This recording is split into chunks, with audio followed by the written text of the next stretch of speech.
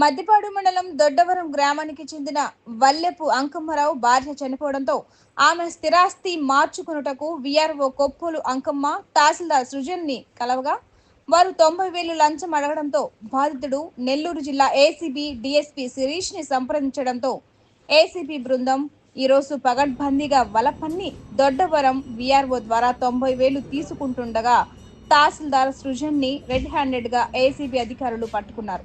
ఇద్దరిని అరెస్ట్ చేసి రేపు నెల్లూరు ఏసీబీ కోర్టులో హాజరుపరచనున్నట్లు ఏసీబీ డీఎస్పీ శిరీష్ తెలిపారు.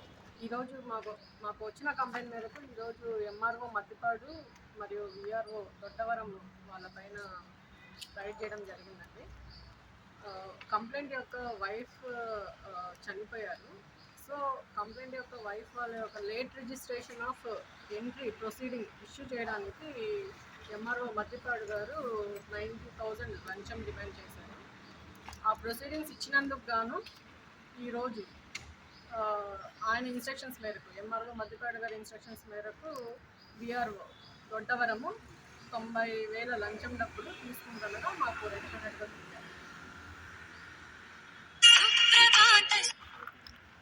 విఆర్ఓ దొరికారా లేదా ఎట్లా మేడం? మీకు దొరికింది విఆర్ఓ దొరికారు, ఎంఆర్ఓ వాయిస్ కూడా ఉందండి. సో ఇద్దరిని పట్టుకోవడం జరుగుతుంది. ఫస్ట్ మీరు క్యాచ్ చేసింది విఆర్ఓ, ఫస్ట్ క్యాచ్ చేసింది విఆర్ఓ. ఎంఆర్ఓ గారి ఇన్స్ట్రక్షన్స్ మేరకు విఆర్ఓని డబ్బులు తీసుకోమన్నారండి. ఈ విఆర్ఓ చెప్పాడా లేకపోతే ఎంఆర్ఓ గారు కంప్లైంట్ కి విఆర్ఓ గారికి ఇవ్వమన్నారు. అది తీసుకుని ఆయన అరెస్ట్ చేసి ఇద్దరిని అరెస్ట్ చేస్తారు. రేపు నెల్లూరు కోర్టులో ప్రొడ్యూస్ చేస్తారు.